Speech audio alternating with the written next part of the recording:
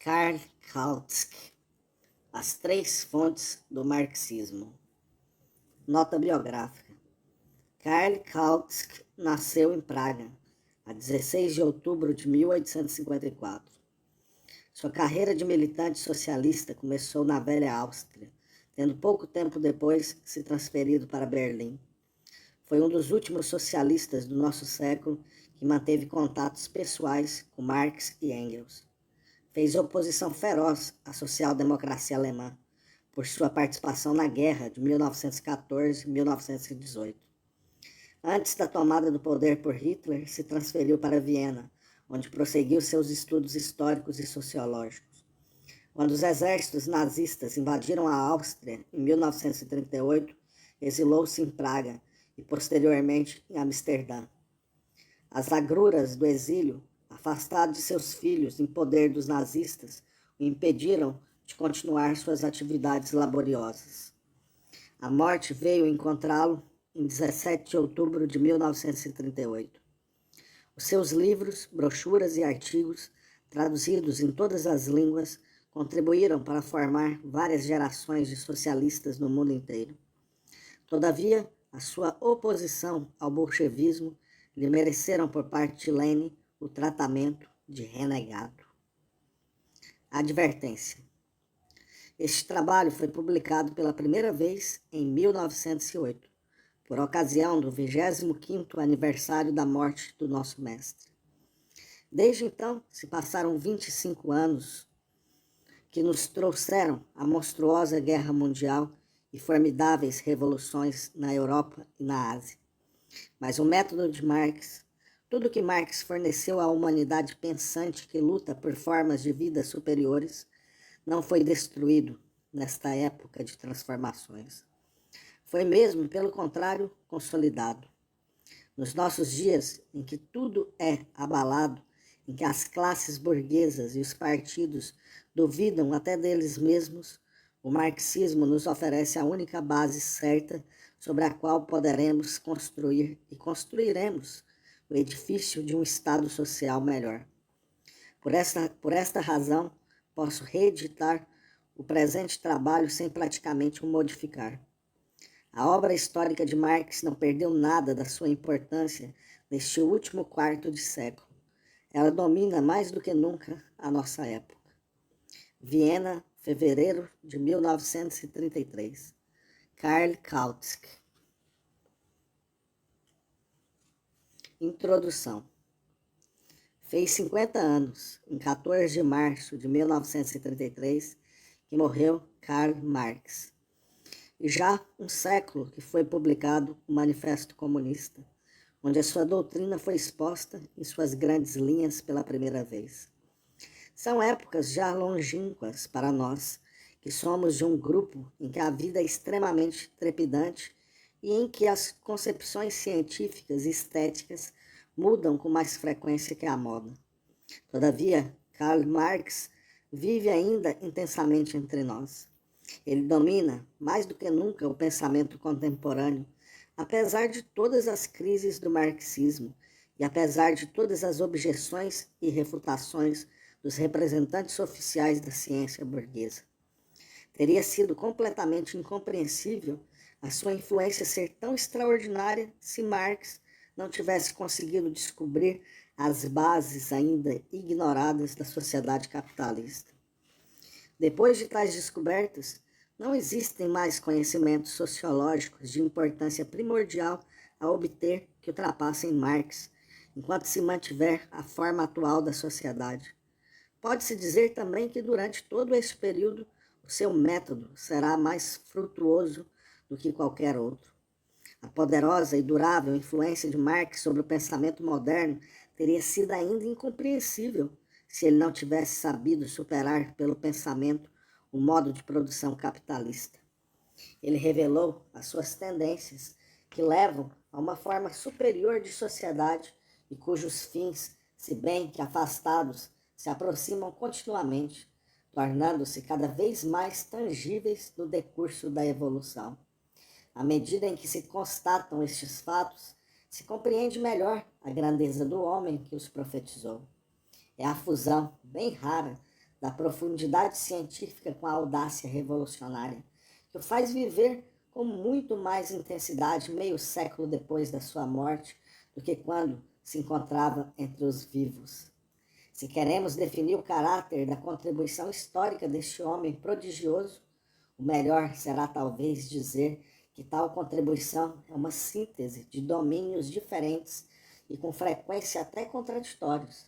Encontramos aí, antes de tudo, a síntese do pensamento inglês, francês e alemão, a do movimento operário e do socialismo, e, por fim, a da teoria e da prática. Foi porque Marx conseguiu não só conhecer estes domínios do saber com uma universalidade sem igual, mas também possuir estes conhecimentos de uma forma magistral que lhe foi possível fornecer a formidável contribuição histórica que deixou a sua marca nos últimos quinquênios do século XIX e nos 2 primeiros do século XX. 1. A síntese das ciências naturais e das ciências psicológicas. A produção teórica de Karl Marx encontra-se na base de toda a sua atividade. Devemos, por conseguinte, considerá-la em primeiro lugar. Mas, exatamente, a sua vulgarização apresenta dificuldades particulares. Ser-nos-á possível superá-las, se bem que sejamos obrigados a nos limitarmos. De qualquer modo, os pontos que trataremos serão facilmente compreendidos. O leitor não deverá, portanto, desencorajar-se com a leitura das primeiras páginas, pois as seguintes serão mais fáceis. As ciências se encontram repartidas em 2 grandes domínios: o das ciências naturais, que procuram definir as leis dos movimentos dos corpos inanimados e animados, e o das ciências psicológicas ou ciências do espírito. Os alemães dizem ciências do espírito, nós dizemos ciências morais. As 2 expressões são, de resto, contestadas. Assim, impropriamente chamadas, porque na medida em que o espírito surge como manifestação de um corpo particular, ele é do domínio das ciências naturais. A psicologia, quer dizer, a ciência da alma, utiliza os métodos das ciências naturais e nunca se pensou em empregar as ciências psicológicas para curar as doenças mentais. As ciências naturais têm um direito incontestado neste domínio. Aquilo a que se chama ciências psicológicas são, na realidade, as ciências sociais, que tratam das relações do homem com seu semelhante. Só as atividades e as manifestações psicológicas do homem, que aí entram em consideração, são objeto próprio das ciências psicológicas.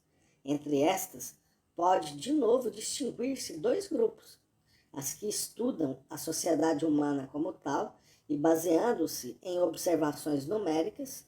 Deste grupo faz parte a economia política, ou, por outras palavras, a ciência das leis da sociedade econômica sob o regime da produção material. A etnologia, isto é, o estudo das condições sociais dos diferentes povos, e, por fim, a pré-história, por ciência das condições sociais do período em que não nos foi transmitido qualquer documento escrito. O outro grupo das ciências psicológicas compreende aquelas que até o presente se ocupam, sobretudo, do indivíduo e que tratam do seu lugar e da sua atividade na sociedade: a história, o direito, a ética ou moral. O segundo grupo das ciências psicológicas é muito antigo e exerceu em todos os tempos a maior influência sobre o pensamento humano. O primeiro grupo, pelo contrário, na época da formação de Marx, era recente, pois havia pouco tempo que chegara aos métodos científicos. Pertencia ao domínio dos especialistas e não tinha ainda influência sobre as ideias gerais, que se encontravam impregnadas pelas ciências naturais e psicológicas do segundo grupo. Entre estas 2 últimas categorias de ciências, havia um abismo que revelava as concepções gerais opostas por cada uma delas geradas.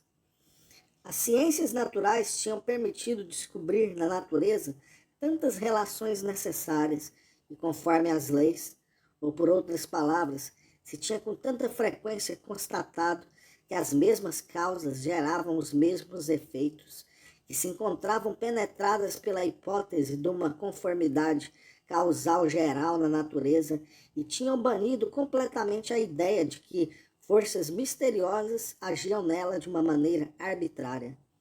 O homem moderno não procura já influenciar a seu favor tais forças através de rezas e sacrifícios, mas, pelo contrário, tende a conhecer as relações causais da natureza, a fim de aí obter aquilo que necessita para sua conservação ou prazer. O mesmo não se passa com as ciências psicológicas. Estas se encontravam ainda dominadas pela ideia da liberdade da vontade humana.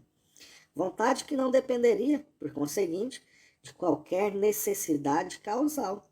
Os juristas e os moralistas tinham inclinação para se manterem fiéis a esta ideia, de modo a não sentirem a terra lhes escapar sob os pés. Pois se o homem é um produto das circunstâncias, e a sua ação e a sua vontade produtos de causas que não dependem dos seus belos olhos, em que se tornam, então, o pecado e o castigo, o bem e o mal, sentença jurídica e o julgamento moral? Tal não era, entenda-se, mais do que um móbil, considerando, e não um argumento da razão prática. Esta era, sobretudo, fornecida pela ciência histórica, que, na realidade, só se baseava no conjunto dos documentos escritos em épocas anteriores, em que os fatos e os indivíduos isolados, nomeadamente dos reis, estavam consignados frequentemente por eles próprios. Parecia impossível encontrar qualquer necessidade causal nestes fatos isolados, e em vão alguns espíritos formados na escola das ciências naturais tentaram encontrar uma tal necessidade. É verdade que se insurgiram contra a concepção que defendia que a conformidade geral com as leis da natureza não era válida no que dizia respeito à ação do homem. A experiência lhes fornecia materiais suficientes para provar que o espírito não era uma exceção da natureza e que as mesmas causas o espírito respondia sempre com os mesmos efeitos. Todavia, se conseguiu estabelecer incontestavelmente a relação causal no respeitante aos atos psicológicos simples que o homem tem em comum com os animais, já no que se refere aos seus atos complicados, ideias sociais e ideais, os naturalistas não conseguiram. Puderam, sem dúvida, afirmar que o espírito humano faz parte da natureza e que é regido por leis necessárias, mas não conseguiram prová-lo em todos os domínios de modo suficiente. O seu monismo materialista permaneceu incompleto e não conseguiu vencer o idealismo e o dualismo. É então que Marx surge. Ele viu que a história é o resultado das lutas de classes. Viu igualmente que na história as ideias e os ideais ativos dos homens, os seus sucessos e insucessos, são resultado das lutas de classes. Não viu mais ainda. As oposições e as lutas de classes tinham sido constatadas antes dele na história, mas tinham sido vistas, sobretudo, como sendo a obra da estupidez e da maldade, por um lado, ou de elevados sentimentos e do progresso das ideias, por outro lado. Marx foi o primeiro a descobrir a relação necessária da luta de classes com as relações econômicas, cujas leis podem ser conhecidas, como claramente o demonstrou. Porém, as próprias relações econômicas se baseiam, por seu turno, em última análise, no caráter e no grau de domínio do homem sobre a natureza, que resulta do conhecimento das leis desta última. Por mais distinta que possa parecer a sociedade do resto da natureza, nesta, como naquela, encontramos a evolução dialética, quer dizer, o movimento provocado por uma luta de oposições que surgem espontânea e continuamente do próprio meio. A evolução social foi, assim, situada no quadro da evolução natural.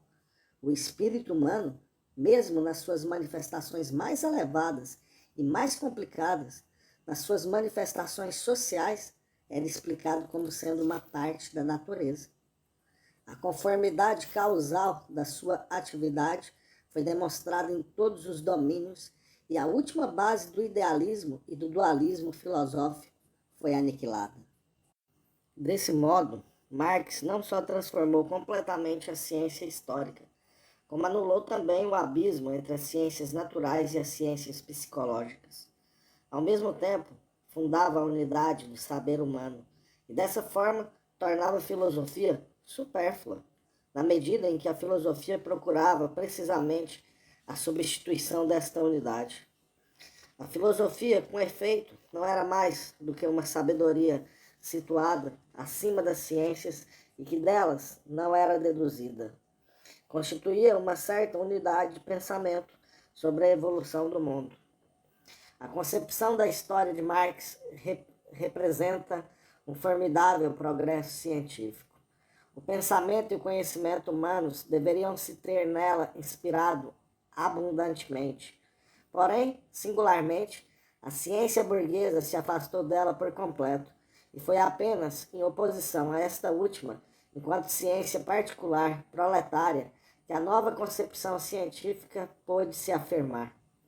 Ironizou-se sobre a posição entre a ciência burguesa e a ciência proletária, como se pudesse existir uma química ou matemáticas burguesas e uma química ou matemáticas proletárias. Mas os gozadores apenas provam que não sabem do que se trata. A descoberta da concepção materialista da história supunha duas condições prévias. Primeiro, um desenvolvimento suficiente da ciência e, em segundo lugar, um ponto de vista revolucionário. A conformidade com as leis da evolução histórica só podia ser descoberta quando as novas ciências psicológicas de que falamos atrás, a economia política, a etnologia e a pré-história, tivessem atingido um certo nível. Só estas ciências, cuja essência excluía desde logo o indivíduo, começando por se basear em observações numéricas, permitiam encontrar as leis fundamentais da evolução social e estudar as correntes que conduzem os indivíduos, em primeiro lugar, aquelas que só admitem o modo tradicional de escrever a história.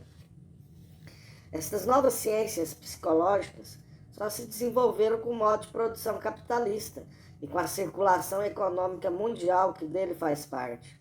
E não puderam conseguir resultados importantes senão quando o capital se tornou preponderantemente e quando, por isso mesmo, a burguesia deixou de ser uma classe revolucionária. No entanto, só uma classe como esta podia aceitar a doutrina da luta de classes. Uma classe que quer o poder deve querer a luta que a ele leva, e ela compreende facilmente a sua necessidade.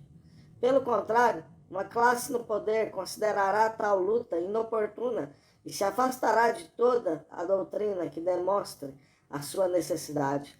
Esta classe se elevará tanto mais contra a doutrina da luta de classes, quanto esta doutrina de evolução social propuser como conclusão final da luta de classe contemporânea o aniquilamento dos atuais senhores. A teoria segundo a qual os homens são os produtos das relações sociais, de tal modo que os membros de uma sociedade de forma determinada se distinguem dos homens que vivem em sociedades com outras formas, não é igualmente aceitável por uma sociedade conservadora, porque a mudança de sociedade surgiria como o único meio de mudar os homens. Enquanto a burguesia foi revolucionária, pregou a concepção segundo a qual os homens eram os produtos da sociedade. Mas, infelizmente, nessa altura, as ciências que deviam permitir o estudo das forças motrizes da evolução histórica não tinham ainda progredido suficientemente. Os materialistas franceses do século XVIII não conheciam a luta de classes e não prestavam atenção ao progresso técnico. Deste modo, se sabiam que para mudar os homens era preciso mudar de sociedade, não viam de onde viriam as forças necessárias para tal mudança. Viam-nas, sobretudo, na onipotência de indivíduos extraordinários e, antes de mais nada, de educadores. O materialismo burguês não pode ir mais longe. Desde que a burguesia se tornou conservadora, a ideia de que os inconvenientes próprios ao nosso tempo eram devidos às relações sociais, que deviam, por conseguinte, ser mudadas, lhe pareceu imediatamente insuportável. Na medida em que se inspira nos métodos das ciências naturais, procura agora provar que os homens são naturalmente o que são, que devem ser tal como são e que querer mudar de sociedade só significa querer perturbar a ordem natural. Deve-se ser exclusivamente formado pela disciplina das ciências naturais e ficar-se insensível às relações sociais do nosso tempo para se afirmar a perpetuação necessária de tais relações. A maior parte da burguesia já não tem coragem para isso. Procura se consolar contestando o materialismo e reconhecendo o livre-arbítrio. Não é a sociedade que faz os homens, afirma ela, mas, pelo contrário, os homens que fazem a sociedade segundo a sua vontade. A sociedade é imperfeita, porque os homens o são. Devemos melhorar a sociedade, não através de transformações sociais, mas elevando os indivíduos, insuflando-lhes uma moralidade superior. Os homens melhores produzirão uma sociedade melhor. Por isso, a ética e o reconhecimento do livre-arbítrio se tornaram as doutrinas favoritas da burguesia atual. Estas doutrinas devem revelar a boa vontade da burguesia, dar remédio aos defeitos sociais, não levar a qualquer mudança social, mas, pelo contrário, opor-se a ela. Os conhecimentos que podem ser adquiridos na base da unidade científica fundada por Marx são inacessíveis a quem se coloca no plano da sociedade burguesa. Apenas quem toma a posição crítica em relação à sociedade burguesa, ou por outras palavras, apenas quem se coloca no terreno do proletariado, pode chegar à compreensão destes conhecimentos. Nesta medida, pode distinguir-se a ciência proletária da ciência burguesa. Naturalmente, a oposição entre a ciência proletária e a ciência burguesa exprime-se mais fortemente nas ciências psicológicas, enquanto que a oposição entre a ciência feudal ou católica e a ciência burguesa se mostra da maneira mais palpável nas ciências naturais. Mas o pensamento humano tende sempre para a unidade. Os diferentes domínios científicos se influenciam sempre reciprocamente e, por esta razão, as nossas concepções sociais agem, por sua vez, sobre a nossa concepção geral do mundo. Assim, a oposição entre a ciência burguesa e a ciência proletária impõe-se, finalmente, também nas ciências naturais. Pode observar-se já esta influência na filosofia grega. Um exemplo, entre outros, que se encontra em relação estreita com o nosso estudo, se revela na ciência moderna. Indiquei já atrás que a burguesia, enquanto foi revolucionária, admitia igualmente que a evolução natural se cumpria catastroficamente. Mas desde que se tornou conservadora, já não quer ouvir falar de catástrofes na natureza. A evolução realiza-se agora, segundo ela, de uma maneira mais lenta e exclusivamente pela via de mudanças imperceptíveis. As catástrofes parecem-lhe anormais, monstruosas e, além disso, suscetíveis unicamente de perturbar a evolução natural. Apesar da teoria darwiniana da luta pela existência, a ciência burguesa esforça-se tanto quanto pode para identificar a evolução como um movimento inteiramente pacífico. Para Marx, pelo contrário, a luta de classes não era mais do que uma forma da lei geral da evolução da natureza, que de modo nenhum tem um caráter pacífico. A evolução é, para ele, como já notamos, dialética. Quer dizer, o produto de uma luta de elementos opostos que surgem necessariamente. Todo conflito destes elementos irreconciliáveis deve finalmente conduzir ao esmagamento de um dos dois protagonistas e, por consequência, a uma catástrofe. Esta pode preparar-se muito lentamente. A força de um antagonismo pode crescer imperceptivelmente, mas, por fim, o derrubamento de um dos antagonistas será inevitável, após a luta e o crescimento em força do outro. Todos os dias, a cada passo, encontramos pequenas catástrofes na natureza, como na sociedade. Cada morte é uma catástrofe. Todo ser e todas as coisas devem sucumbir perante a preponderância de um antagonista. Não é apenas verdade para as plantas e para os animais, também o é para sociedades inteiras e para impérios, como para corpos celestes. No que respeita a todos estes últimos, a marcha do processo geral da evolução prepara igualmente, em certos momentos, catástrofes, através de um crescimento gradual das contradições. Não há movimento nem evolução sem catástrofes periódicas. Elas representam uma fase necessária da evolução, que é impossível sem revoluções intermitentes. Esta concepção ultrapassa a concepção burguesa revolucionária que admitia que a evolução se realizava unicamente através de catástrofes, bem como a concepção burguesa conservadora que vê na catástrofe uma perturbação, um afrouxamento, e não a passagem necessária de uma evolução frequentemente lenta e imperceptível para uma outra. Encontramos uma outra oposição entre a ciência burguesa e a ciência proletária, ou, preferindo-se, conservadora e revolucionária, na crítica do conhecimento. Uma classe revolucionária que se sente capaz de conquistar a sociedade encontra-se também disposta a não admitir limites para suas conquistas científicas e a se julgar capaz de resolver todos os problemas do seu tempo. Uma classe conservadora, pelo contrário, receia instintivamente todo o progresso, não só no domínio político e social, como também no terreno científico, porque sente que toda ciência profunda já não pode lhe ser de grande utilidade, mas, pelo contrário, profundamente prejudicial. E se encontra predisposta a negar a sua confiança na ciência.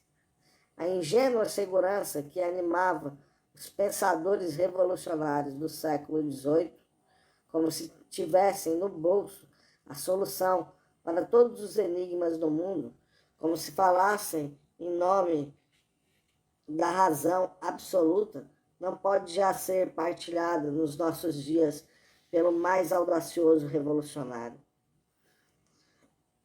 Nos nossos dias, ninguém por certo negará o que sabiam muitos pensadores no século XVIII e mesmo na antiguidade, que todo o nosso saber é relativo, que representa uma relação do homem, do eu, com o resto do mundo, e que nos mostra unicamente esta relação e não o próprio mundo.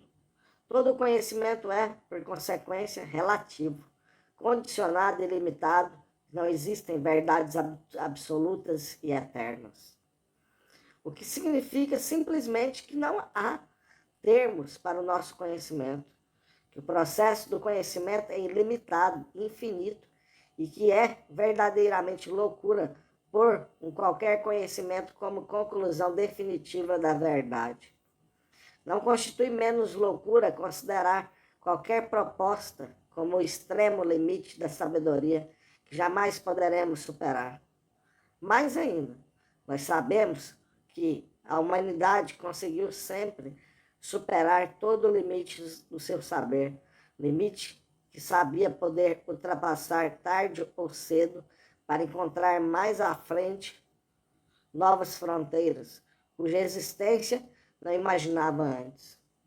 Não devemos, de modo algum, recear abordar um problema qualquer que estejamos em condições de elucidar. Não devemos, desencorajados, deixar cair os braços para murmurar resignadamente. Ignoraremos, pois desse modo jamais saberemos o que quer que seja. Este desencorajamento, todavia, caracteriza o pensamento burguês moderno. Em vez de tender com todas as suas forças para alargar e aprofundar o nosso saber, ele aplica-se afincadamente a fixar-lhe os limites e a desacreditar a certidão do conhecimento científico. Enquanto a burguesia foi revolucionária, passava por cima de tais problemas. Por isso, Marx nunca poupou os seus esforços para refutar a filosofia burguesa atual. 2. Marx e Engels. Foi o seu ponto de vista revolucionário proletário que permitiu a Marx fundar a Unidade das Ciências. Porém, quando falamos de Marx, não devemos nunca esquecer que esta obra foi realizada simultaneamente por Friedrich Engels, um pensador de valor igual e que, sem a estreita colaboração desses dois homens, a nova concepção materialista da história e a nova concepção histórica ou dialética do mundo não teria podido, de um só golpe, apresentar-se de modo simultaneamente tão acabado e tão geral. Engels chegou por uma via diferente da de Marx a esta concepção. Marx era filho de um homem de leis e destinava-se inicialmente a uma carreira jurídica, mais tarde a uma carreira universitária. Estudou o direito, a filosofia e a história e só se entregou aos estudos econômicos quando sentiu amargamente que estes lhe faziam falta. Em Paris estudou economia, a história da Revolução e do socialismo, e o grande pensador Saint-Simon parece ter tido nele uma grande influência. Estes estudos o conduziram à ideia de que não são nem a lei nem o Estado quem faz a sociedade, mas, pelo contrário, que é a sociedade que nasce do processo econômico que faz a lei e o Estado segundo as suas necessidades. Engels, pelo contrário, era filho de um industrial. Recebeu os primeiros fundamentos do seu saber não no ginásio, mas na escola média, onde aprendeu a pensar segundo os métodos das ciências naturais. Entrou em seguida no comércio e exerceu a economia prática e teoricamente em Manchester, no centro do capitalismo inglês, onde seu pai possuía uma fábrica. Vindo da Alemanha, onde tinha se familiarizado com a filosofia hegeliana, soube aprofundar a ciência econômica que encontrou a sua chegada à Inglaterra. A sua atenção foi sobretudo atraída pela história econômica. Em nenhuma outra parte, por volta dos anos 40 do século XIX, a luta da classe proletária se encontrava tão desenvolvida, a sua ligação com a evolução capitalista tão evidente como na Inglaterra. Deste modo, Engels chegou, ao mesmo tempo que Marx, mas por outro caminho, ao limiar da mesma concepção materialista da história. Se um aí chegou pelo caminho das antigas ciências psicológicas, isto é, o direito, a ética, a história econômica, a etnologia e pelas ciências naturais, foi na Revolução, no socialismo, que se encontraram. Foi a concordância das suas ideias que imediatamente os aproximou, quando se relacionaram pessoalmente em 1844 em Paris. A identidade das ideias deu em breve lugar a uma completa comunhão e a uma colaboração onde é impossível dizer o que cada um forneceu. Marx era certamente o mais eminente dos dois, e ninguém o reconheceu com menos inveja e até mais jovialmente do que o próprio Engels. A sua maneira de pensar chamou-se, de resto, marxista, do próprio nome de Marx. Mas Marx não teria podido produzir o que produziu sem Engels, junto de quem aprendeu imenso, sendo o inverso igualmente verdade. Cada um se elevou graças à colaboração mútua e chegou assim a um alargamento da sua visão e a uma universalidade que não poderia ter conseguido sozinho. Marx teria chegado sem Engels, como Engels sem Marx, à concepção materialista da história, mas a sua evolução mútua teria sido mais lenta, porque os erros teriam sido mais numerosos. Marx era o pensador mais profundo e Engels o mais audacioso. Em Marx, a força de abstração era mais desenvolvida, isto é, o seu dom para descobrir o que é geral na confusão dos fenômenos particulares era mais acentuado. Em Engels, era o espírito de combinação que predominava, isto é, a capacidade de reconstituir, através de observações particulares, o conjunto de um fenômeno. Em Marx, a capacidade de crítica e de autocrítica era mais vigorosa. Ela tratava a audácia do seu pensamento e incitava-o a avançar prudentemente, experimentando continuamente o terreno, enquanto que Engels, com espírito repleto da jovial intrepidez que lhe davam as suas visões grandiosas, depressa se entusiasmava e pairava por cima das grandes dificuldades. Entre as numerosas sugestões que Marx recebeu de Engels, há uma particularmente importante. Marx elevou-se formidavelmente porque dominou o modo de pensar alemão e o enriqueceu com o pensamento francês. Engels, por outro lado, familiarizou-o com o pensamento inglês. Desde então, seu pensamento desenvolveu-se plenamente. Nada mais errado do que considerar o marxismo como puramente alemão. Ele foi, desde o início, internacional. 3. A síntese do pensamento alemão, do pensamento francês e do pensamento inglês. Três nações representavam, no século XIX, a civilização moderna.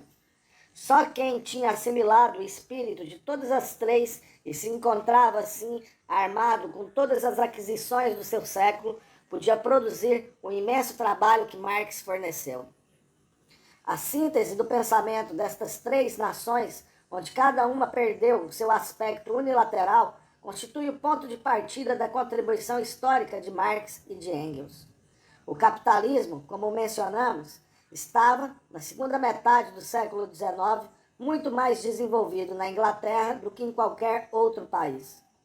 Este desenvolvimento era devido, antes de mais nada, à situação geográfica desta potência, situação que lhe permitiu obter vantagens apreciáveis na política colonial de conquista e de saque, na qual se enfraqueceram os estados europeus limítrofes do Oceano Atlântico. Graças à sua situação insular, a Inglaterra não tinha necessidade de manter um forte exército permanente, podendo consagrar todos os seus meios à sua marinha e conquistar, sem esgotamento, o domínio dos mares. Além disso, a sua riqueza em carvão e em ferro lhe permitia consagrar as riquezas obtidas pela política colonial ao desenvolvimento de uma grande indústria capitalista, que, por sua vez, pelo domínio dos mares, conquistaria o mercado mundial. Antes do desenvolvimento das estradas de ferro, o caminho para as mercadorias de grande consumo só podia abrir-se pelas vias marítimas. Por esta razão, foi possível estudar na Inglaterra, mais cedo que em outros países, não só o capitalismo e as suas tendências, como também, conforme indicamos, a luta proletária de classe que as suas tendências provocaram. Em nenhum outro lado, de igual modo, a ciência do modo de produção capitalista, a economia política, se encontrava tão próspera. O mesmo acontecia graças ao comércio mundial com a história econômica e a etnologia. Melhor do que em outro país qualquer, podia-se aprender na Inglaterra o que seria a época futura. Podia-se conhecer também, graças às novas ciências psicológicas, as leis da evolução social que regem todas as épocas e constituir, assim, a unidade das ciências naturais e psicológicas. Porém, a Inglaterra só oferecia, para isso, o material e não os métodos de investigação. Foi exatamente porque o capitalismo se desenvolveu mais cedo na Inglaterra do que em outro lugar que a burguesia aí tomou a direção da sociedade antes do feudalismo ter abdicado completamente no domínio político, econômico e espiritual, e que a burguesia aí conquistou uma completa independência. A própria política colonial, que estimulava o capitalismo, deu também aos senhores feudais novas forças. Além disso, pelas razões já mencionadas, o exército permanente na Inglaterra não teve um grande desenvolvimento, o que impediu o estabelecimento de um forte poder político centralizado. A burocracia permaneceu débil e a administração autônoma das classes reinantes manteve-se poderosa a seu lado. As lutas de classes, por conseguinte, não se concentraram, tendo, pelo contrário, se dispersado. Resultou disso um espírito de compromisso entre o passado e o presente, que penetrou em toda a vida e em todo o pensamento. Os pensadores e os campeões das classes novas não se levantaram formalmente contra o cristianismo, a aristocracia e a monarquia. Os seus partidos não redigiram grandes programas. Não procuraram pensar as suas ideias até ao fim, preferindo lutar por determinadas medidas isoladas sugeridas pela atualidade do que por programas de conjunto. A estreiteza de espírito e o conservadorismo, a avaliação desmesurada do trabalho de detalhe em política como em ciência, a abstenção de qualquer veleidade de aquisição de largos horizontes, tudo isto penetrou em todas as classes. Na França, a situação era muito diferente. Este país se encontrava economicamente mais atrasado. As duas indústrias capitalistas eram, antes de mais, indústrias de luxo. A pequena burguesia era predominante. Mas o tom era dado pela pequena burguesia de Paris. Até a introdução das estradas de ferro, as grandes cidades de pelo menos 500 mil de habitantes, como Paris, não eram numerosas e tinham um papel muito diferente daquele que possuem atualmente. Antes do estabelecimento das linhas ferroviárias que permitiram o transporte de grandes massas de homens, os exércitos não podiam deixar de ter pouca importância. Encontravam-se dispersos pelo país. Era impossível agrupá-los, principalmente rapidamente, e o seu armamento não colocava as massas populares em um estado de inferioridade como hoje. Por isso, muito antes da Revolução, os parisienses se distinguiram pela sua obstinação em arrebatar, através de repetidos levantamentos armados, concessões ao governo. Antes da introdução da escolaridade obrigatória, do melhoramento dos correios através da utilização da rede ferroviária e do telégrafo e da difusão dos jornais diários nos campos, a superioridade e, por consequência, a influência intelectual da população das grandes cidades sobre o conjunto do país eram extremamente grandes. A associação corporativa representava para a massa da população sem instrução a única possibilidade de se formar do ponto de vista político, estético e até científico. E como era maior esta possibilidade nas grandes cidades do que nas pequenas cidades de província e nas aldeias. Todos aqueles que possuíam talento na França partiam para Paris. Tudo o que se fazia em Paris era obra de um espírito superior. Foi esta população talentosa, cintilante e corajosa que viveu a queda total do poder do Estado e das classes reinantes. As mesmas causas que, na França, se opunham à evolução econômica levaram à ruína o feudalismo e o Estado. Primeiro, a política colonial custou a este último um formidável sacrifício, destruindo o seu poderio militar e financeiro e ativando a ruína de numerosos camponeses e mais ainda dos aristocratas. O Estado, a nobreza e a Igreja, que tinham caído em bancarrota política, moral e, exceto a Igreja, financeira, souberam, no entanto, exercer ao máximo a sua opressão, graças à abolição das organizações populares e à força do governo. Este último dispunha, com efeito, do exército permanente e de uma administração importante que tinha centralizado em suas mãos. Esta situação levou finalmente a essa catástrofe colossal que conhecemos sob o nome de Grande Revolução Francesa. Durante esse período, os pequenos burgueses e os proletários de Paris dominaram a França e fizeram frente à Europa. Já anteriormente, a oposição extrema crescente entre as necessidades da massa do povo, conduzida pela burguesia liberal, e as necessidades dos nobres e do clero, protegidos pelos poderes do Estado, provocara a crítica mais radical das ideias anteriores. A guerra foi declarada contra toda a autoridade tradicional.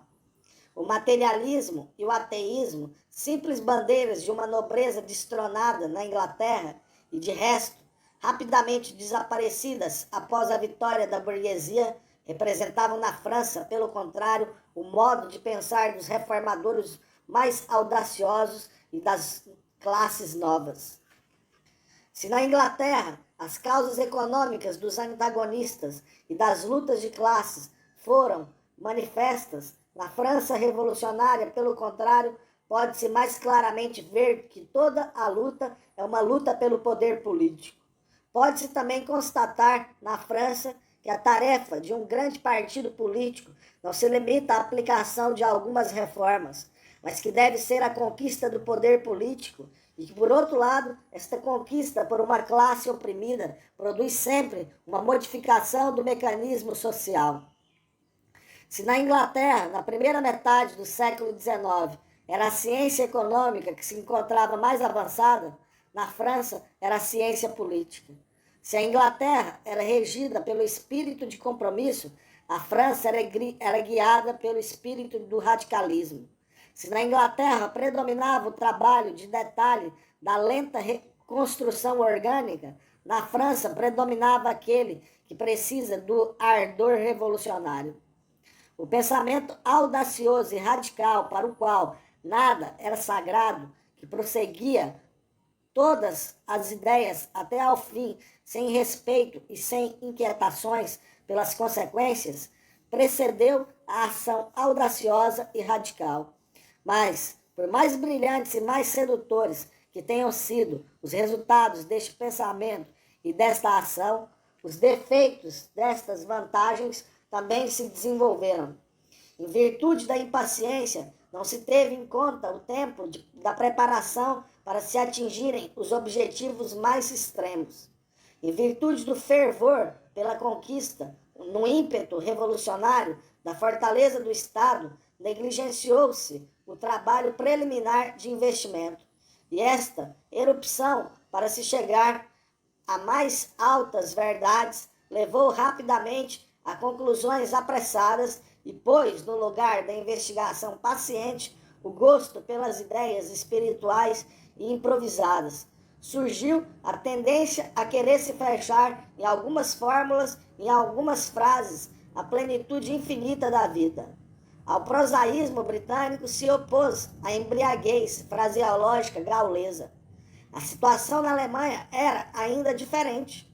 O capitalismo era aí ainda menos desenvolvido do que na França, porque a Alemanha se encontrava quase completamente afastada do Oceano Atlântico, a grande rota das trocas do comércio mundial da Europa, e porque só lentamente se levantava, por isso, das terríveis devastações da Guerra dos 30 Anos. Muito mais ainda do que a França, a Alemanha era um país pequeno burguês, e além disso, um país sem forte poder político central. Dividida por um grande número de pequenos estados, não possuía uma grande capital, e a vida das pequenas cidades e dos pequenos estados tornava a sua já pouco numerosa pequena burguesia fraca e covarde. A derrota final do feudalismo não foi a obra de um levantamento interno, mas de uma invasão do exterior. Não foram os burgueses alemães, mas, pelo contrário, os soldados franceses quem varreu o feudalismo das partes mais importantes da Alemanha. Bem entendido, os grandes sucessos da burguesia ascendente na Inglaterra e na França estimularam também a burguesia alemã. Mas o desejo de ação dos seus elementos mais enérgicos e mais inteligentes não pôde se realizar em nenhum dos domínios que a burguesia da Europa Ocidental tinha conquistado. Eles não podiam fundar nem dirigir grandes empresas comerciais e industriais, sem intervir nos parlamentos e numa imprensa toda poderosa sobre os destinos do Estado, nem comandar frotas e exércitos. A realidade era para esta burguesia desesperada, e não lhe restava mais do que a evasão pelo pensamento puro e pela transfiguração da realidade através da arte, para onde se atirou perdidamente e onde criou grandes coisas. Aqui, o povo alemão ultrapassou a França e a Inglaterra, enquanto estas produziam homens como Fox, Pitt e Burke, um Mirabeau, um Danton, um Robespierre. A Alemanha deu um Schiller, um Goethe, Kant, Fichte e Hegel. O pensamento era a ocupação mais elevada dos grandes alemães. A ideia era-lhes apresentada como dona do mundo.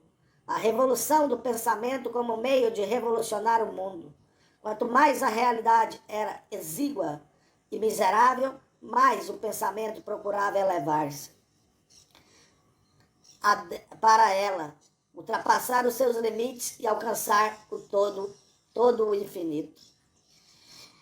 Enquanto os ingleses concebiam os melhores métodos de aperfeiçoamento das suas frotas e da sua indústria, os franceses os de assegurar a vitória dos seus exércitos e das suas insurreições, os alemães imaginavam os melhores métodos para o avanço do pensamento e da investigação intelectual.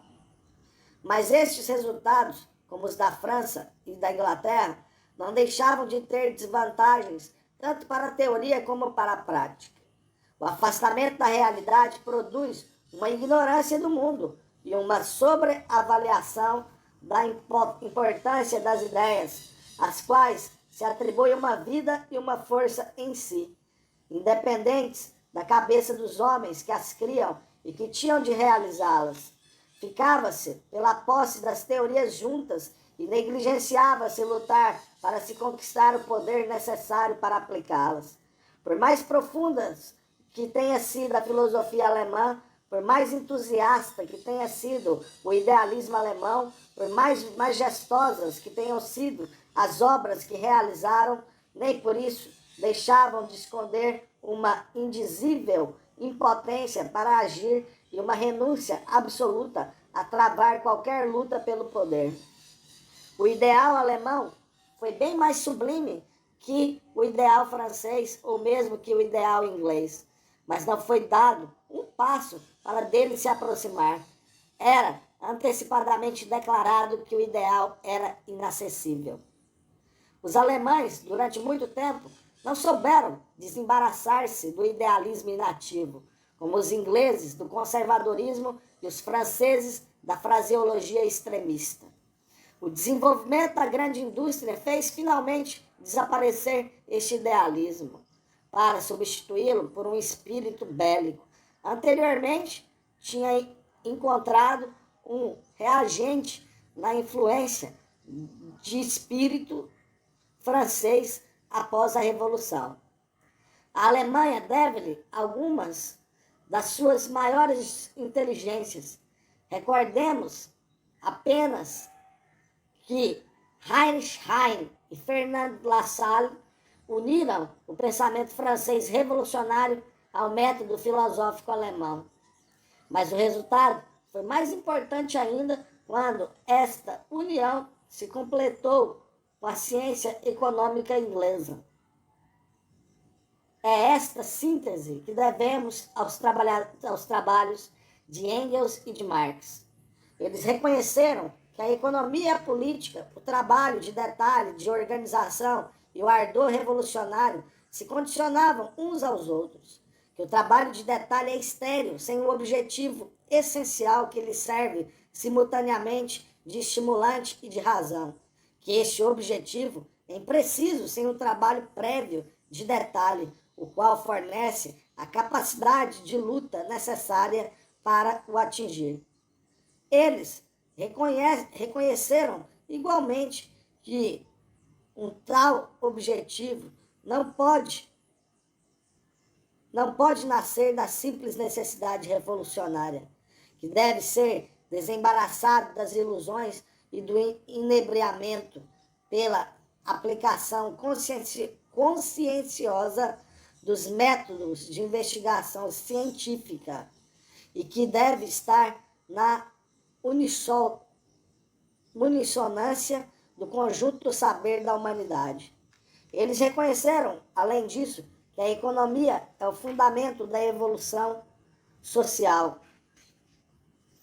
e que ela compreende as leis que regem necessariamente esta evolução. A Inglaterra forneceu-lhes a maior parte da documentação econômica que utilizaram e a filosofia alemã o melhor método para deduzir daquela o objetivo da evolução social contemporânea. A Revolução Francesa demonstrou-lhes da maneira mais clara a necessidade de se conquistar o domínio e, nomeadamente, o poder político para se atingir o objetivo.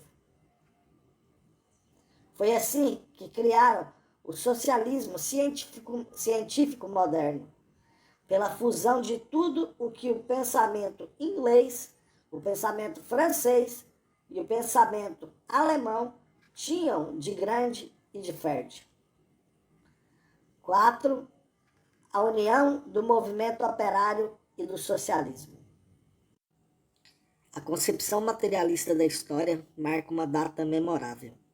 Com ela começa uma nova era da ciência, apesar de todas as contestações dos sábios burgueses. Ela marca uma data não só na luta pela evolução social, mas também na política, no melhor sentido do termo. Ela realizou com efeito a união do movimento operário e do socialismo, criando assim as condições mais favoráveis à luta de classe proletária. O movimento operário e o socialismo não são de modo algum de natureza idêntica. O movimento operário surgiu necessariamente em oposição ao capitalismo industrial, por toda parte onde este apareceu, expropriando as massas trabalhadoras e dominando-as, ao mesmo tempo que as agrupava e as unia nas grandes empresas e nas cidades industriais, independente da sua vontade. A forma originária do movimento operário é puramente econômica, a luta pelos salários e pelo tempo de trabalho, que começa por se expressar através de explosões de desespero e de motins sem preparação, para passar em seguida rapidamente às formas superiores das organizações sindicais. Além disso, a luta política aparece rapidamente. A própria burguesia, em sua luta contra o feudalismo, tem necessidade da ajuda proletária, que chama em seu socorro.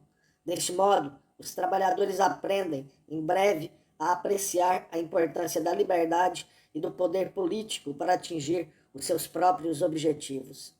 Nomeadamente, o sufrágio universal será muito cedo, na França e na Inglaterra, o objetivo de uma aspiração política dos proletários, e levará já, nos anos 30, na Inglaterra, a formação de um partido proletário, o dos cartistas. O socialismo tem nascimento anterior. Bem entendido, ele é, tal como o movimento operário, um produto do capitalismo. Os dois procedem da necessidade de agir contra a miséria a que a exploração capitalista condena as classes laboriosas.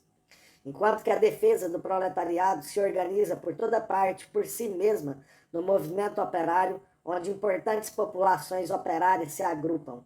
O socialismo supõe um conhecimento aprofundado da sociedade moderna. Todo o socialismo se baseia na ideia de que na sociedade burguesa não é possível por fim a miséria proveniente do capitalismo. Esta miséria provém com efeito da propriedade privada dos meios de produção, que só pode desaparecer com o desaparecimento desta. Nisso, os diferentes sistemas socialistas estão de acordo.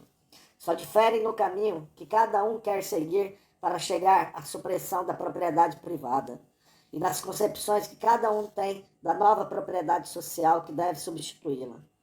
Por mais ingênuos que pudessem ser, por vezes, as esperanças e os projetos dos socialistas, as concepções em que se baseavam implicavam uma ciência social, que era ainda completamente inacessível ao proletariado nos primeiros decênios do século XIX. Bem entendido, só podia chegar às concepções socialistas um homem que tivesse considerado a sociedade burguesa do ponto de vista do proletariado. Mas tornava-se necessário ainda que este homem possuísse os métodos científicos que, nessa época, muito mais do que agora, só eram acessíveis aos meios burgueses. O movimento operário procede, natural e evidentemente, da produção capitalista, por toda a parte onde esta atinge um certo nível. O socialismo, por consequência, teve na sua evolução como premissas não só o capitalismo, mas ainda um concurso de circunstâncias que se apresentaram raramente. O socialismo começou por surgir nos meios burgueses. Na Inglaterra, o socialismo, ainda muito recentemente, era propagado sobretudo por elementos burgueses. Este fato aparece como uma contradição da teoria marxista da luta de classes. Mas isso só seria verdade se a classe burguesa se tivesse identificado com o socialismo ou se Marx tivesse declarado impossível que indivíduos não proletários, por razões particulares, pudessem adotar o ponto de vista do proletariado. Marx afirmou sempre que a única força capaz de fazer triunfar o socialismo é a classe operária. Por outras palavras, o proletário só pode libertar-se pelas suas próprias forças. O que, de modo nenhum, quer dizer que só proletários possam mostrar o caminho do socialismo. Já não é necessário provar hoje que o socialismo não é nada se for conduzido por um movimento de classe. Essencialmente, ele não é outra coisa senão a ciência da sociedade, encarada do ponto de vista do proletariado. A ciência não serve apenas para satisfazer a necessidade de saber, de conhecer o desconhecido e o misterioso. Ela tem também um objetivo econômico: poupar forças. Ela permite ao homem encontrar-se mais facilmente entre as coisas da realidade, evitar todo o gasto inútil de forças e, deste modo, a todo momento, obter o máximo rendimento possível. Originariamente, a ciência serve direta e conscientemente os objetivos de economia de forças. Quanto mais se desenvolve e se afasta do seu ponto de partida, mais intermediários existem entre a sua atividade de investigação e o seu efeito prático. Mas a sua conexão só é assim mascarada e não suprimida. O socialismo, a ciência proletária da sociedade, serve também para tornar possível a aplicação racional das forças do proletariado. E consegue-o tanto melhor quanto é ele próprio mais perfeito e que o conhecimento da realidade que ele implica é mais profundo. A teoria socialista não é, de modo nenhum, um jogo ocioso de sábios de gabinete, mas, pelo contrário, uma questão muito prática para o proletariado em luta. A sua arma principal é o agrupamento da massa em organizações poderosas, autônomas e livres de toda a influência burguesa. Não se pode chegar a este resultado sem uma teoria socialista. E só ela pode discernir o interesse proletário comum às diversas camadas proletárias e separar estas do mundo burguês. O movimento operário espontâneo, desprovido de toda e qualquer teoria, apoiando-se nas classes trabalhadoras contra o capitalismo crescente, é incapaz de realizar este trabalho. Consideremos, por exemplo, os sindicatos. Trata-se de uniões profissionais que procuram defender os interesses imediatos dos seus membros. Mas como são divergentes os interesses de cada uma destas profissões, tomadas separadamente, germes do mar, das minas, gentes do mar, das minas, cocheiros e tipógrafos, sem teoria socialista, não podem conhecer os seus interesses comuns e as diferentes camadas de proletários consideram-se mutuamente como estranhas, quando não como inimigas. Como o sindicato só representa os interesses imediatos dos seus membros, não se encontra diretamente relacionado com o conjunto do mundo burguês, mas, em primeiro lugar, apenas com os capitalistas da sua profissão. Há, ao lado destes capitalistas, toda uma série de elementos burgueses que extraem direta ou indiretamente os seus recursos da exploração dos proletários e, desse modo, estão interessados na manutenção da ordem social burguesa. Opor-se-ão a toda e qualquer tentativa para pôr fim à exploração dos proletários, mas não tem de modo algum interesse em que as relações de trabalho de uma ou de outra profissão sejam particularmente desfavoráveis. Pode ser perfeitamente indiferente a um latifundiário, a um banqueiro, a um proprietário de um jornal ou a um advogado que de momento não possuam títulos de uma empresa de fiação, que o operário de fiação de Manchester ganhe 2 ou 2 shillings e meio por dia, ou que trabalhe 10 ou 12 horas por dia. Estes elementos burgueses podem ter interesse em fazer certas concessões aos sindicatos para deles obter, em troca, serviços de ordem política. Aconteceu assim que certos sindicatos, que não eram guiados pela teoria socialista, se colocaram ao serviço de causas que eram tudo menos proletárias. Mas coisas piores eram possíveis e aconteceram. Nem todas as camadas proletárias são capazes de elevar-se ao nível da organização sindical. Uma diferença é criada no proletariado entre trabalhadores organizados e não organizados. Quando os primeiros são penetrados pelo pensamento socialista, eles formam a parte mais combativa do proletariado. Quando este pensamento lhes falta, os organizados muito facilmente se tornam aristocratas, que não só perdem toda a simpatia pelos operários não organizados, como também, frequentemente, entram em oposição com eles. Eles tornam a organização mais difícil para nela monopolizarem vantagens. Os trabalhadores não organizados são, no entanto, incapazes de toda e qualquer luta e de todo e qualquer avanço sem o apoio dos organizados. Sem o seu apoio, afundam-se tanto mais na miséria quanto os outros dela se afastam. Assim, o movimento sindical pode mesmo provocar, apesar do crescimento da força de certas camadas, o enfraquecimento direto do conjunto do proletariado, quando o movimento sindical não se encontra penetrado pelo espírito socialista. A organização política do proletariado, igualmente, não pode exercer toda a sua força sem este espírito.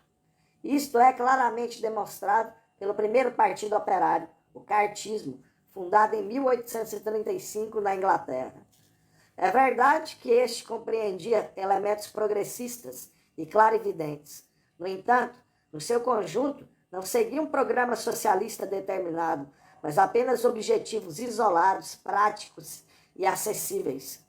Antes de tudo, o sufrágio universal, que não deve, por certo, ser um objetivo em si mesmo, mas um meio de atingir o objetivo. Este objetivo não consistia, para o conjunto dos cartistas, senão em reivindicações econômicas imediatas e isoladas, e antes de mais, na jornada de trabalho normal de 10 horas. Daí resultou uma primeira desvantagem. O partido não foi mais um partido de classe puro, interessando o sufrágio universal também aos pequenos burgueses. Deve ter parecido vantajoso a muita gente que a pequena burguesia, enquanto tal, se juntasse ao Partido Operário. Em virtude disso, porém, este se tornou mais numeroso, mas não mais forte. O proletariado tem os seus próprios interesses e os seus próprios métodos de combate que se distinguem dos métodos de todas as outras classes. Ele restringe a sua ação pela união com os outros e não pode, por isso mesmo, exercer toda a sua força.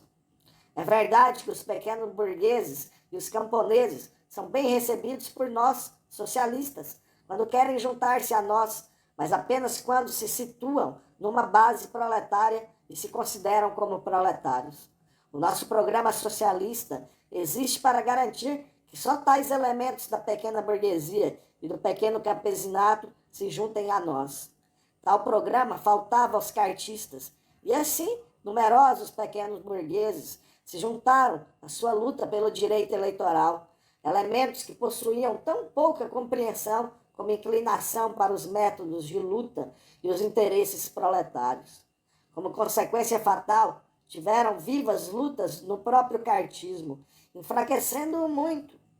A derrota da Revolução de 1848 pôs, em seguida, fim, por uma dezena de anos, a todo o movimento operário político.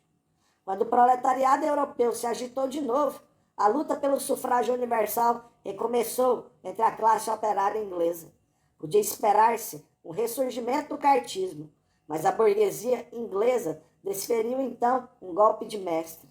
Dividiu o proletariado inglês, concedeu o direito de voto aos trabalhadores organizados, destacou-os do resto do proletariado e evitou com isso o ressurgimento do cartismo. Como este não tinha programa de conjunto que ultrapassasse a reivindicação do direito de voto, desde que foi dada a resposta a esta reivindicação de modo que a parte combativa da classe operária foi satisfeita, a base do cartismo devia desaparecer. Foi apenas perto do fim do século, seguindo de muito longe os trabalhadores do continente europeu, que os ingleses fundaram um novo partido operário autônomo. Mas durante muito tempo não compreenderam a significação prática do socialismo para o desenvolvimento completo da força do proletariado e recusaram-se a aceitar para o seu partido um programa, porque este só podia ser um programa socialista. Acabaram por aguardar que a lógica dos fatos a isso os obrigasse. Atualmente, e sob todos os aspectos, as condições da união, tão necessária do movimento operário e do socialismo, encontram-se realizadas. Tais condições não existiam nos primeiros quinquênios do século XIX. Os trabalhadores foram, nesta época, abatidos pelo primeiro assalto do capitalismo. Quanto ao estudo de uma maneira aprofundada dos problemas sociais, faltava-lhes para isso os meios. Os socialistas burgueses só viram, por esta razão, apenas um aspecto da miséria que o capitalismo espalha, a opressão, não vendo outro, o excitante, que aguilhoava o proletariado para uma ascensão revolucionária. Eles pensavam que só havia um fator que permitia realizar a libertação do proletariado, a boa vontade da burguesia. Avaliavam a burguesia segundo o seu próprio valor. Pensavam encontrar nela suficientes companheiros de ideias para estarem capazes de aplicar medidas socialistas. A sua propaganda socialista encontrou, de resto, no início, muitos ecos entre os filantropos burgueses. Os burgueses não são, com efeito em geral, desumanos. A miséria comove-os e desde que dela se retirem lucros. Desejariam de boa vontade suprimi-la.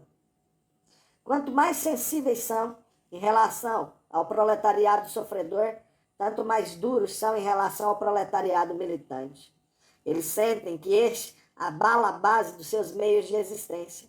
O proletariado que mendiga tem a sua simpatia, o que reivindica os deixa em estado de selvagem hostilidade. Deste modo, acharam os socialistas burgueses pouco ao seu gosto que o movimento operário ameaçasse retirar-lhes o fator sobre o qual mais contavam, a simpatia da burguesia bem pensante pelos proletários. Eles viram, tanto mais no movimento operário, um elemento incômodo, quanto a sua confiança no proletariado, que nesse tempo representava ainda, em geral, uma massa de um nível extremamente baixo, era mínima e constatavam mais claramente a insuficiência e a credulidade do movimento operário. Chegaram mesmo, com frequência, a colocar-se diretamente contra o movimento operário, mostrando, por exemplo, como eram supérfluos os sindicatos, visto apenas quererem aumentar os salários, em vez de combaterem o próprio salariado, que é a causa de todos os males. Pouco a pouco, todavia, preparava-se uma volta por cima. Cerca de 1840, o movimento operário tinha evoluído o suficiente para produzir uma série das melhores inteligências que assimilaram o socialismo e viram nele a ciência proletária da sociedade. Estes trabalhadores já sabiam, em função da sua própria experiência, que não podiam contar com a filantropia da burguesia.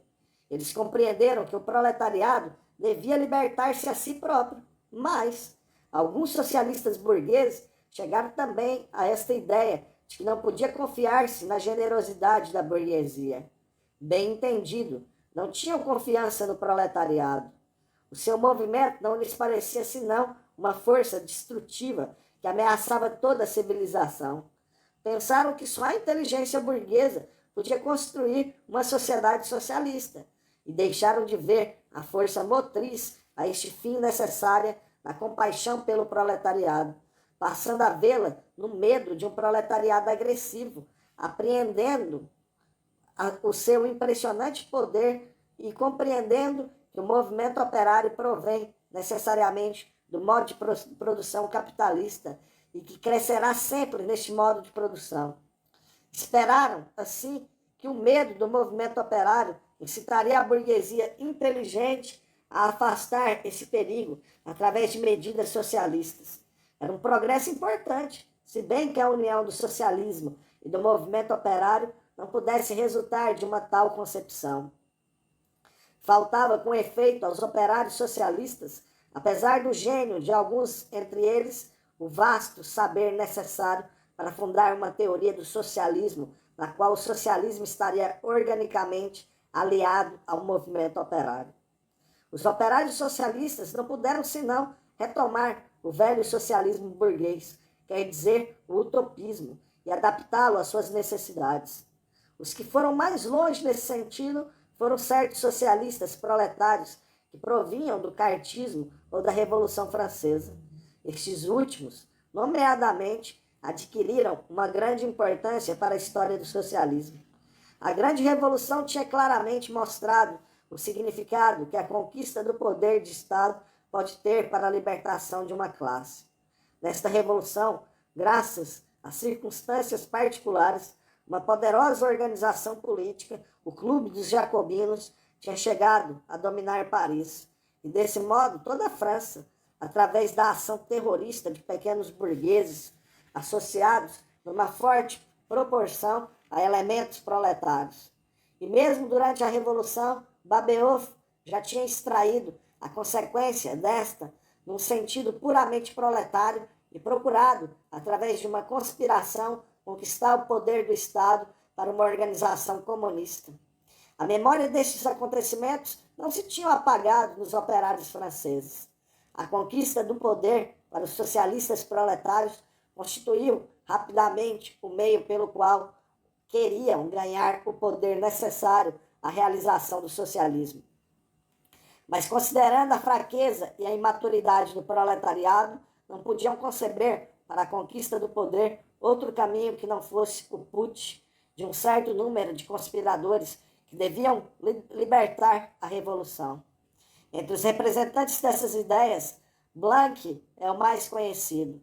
Na Alemanha, Weitling representou concepções semelhantes. Outros socialistas provieram também da Revolução Francesa, mas o putsch, ou a tentativa revolucionária, lhes pareceu um meio pouco apropriado para derrubar a dominação do capital. Tal como a tendência mencionada acima, esta contava também pouco com o poder do movimento operário.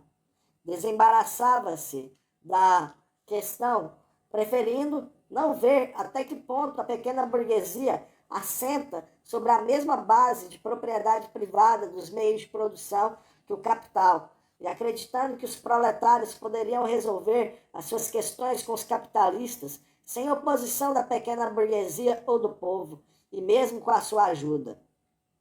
Só havia necessidade da república e do sufrágio universal para obrigar o Estado a tomar medidas socialistas. Esta concepção de muitos republicanos, dos quais o mais notável foi Louis Blanc, encontrou na Alemanha um contrapeso da concepção monárquica da realeza social, que alguns professores e outros ideólogos, como Rodbertus, mantinham. Este socialismo de Estado monárquico não foi mais do que uma moda, por vezes demagógica. Não adquiriu nunca um significado prático sério, mas o mesmo não aconteceu com as tendências representadas por Blanc ou Louis Blanc. Estas dominaram Paris durante as jornadas revolucionárias de fevereiro de 1848. Estas tendências encontraram em Proudhon um crítico poderoso. Proudhon duvidava do proletariado como do Estado e da Revolução. Ele admitia perfeitamente que o proletariado deve se libertar ele próprio, mas viu também que, se a classe operária queria lutar pela sua libertação, devia empreender o combate para conquistar o poder, porque mesmo a simples luta econômica depende do Estado.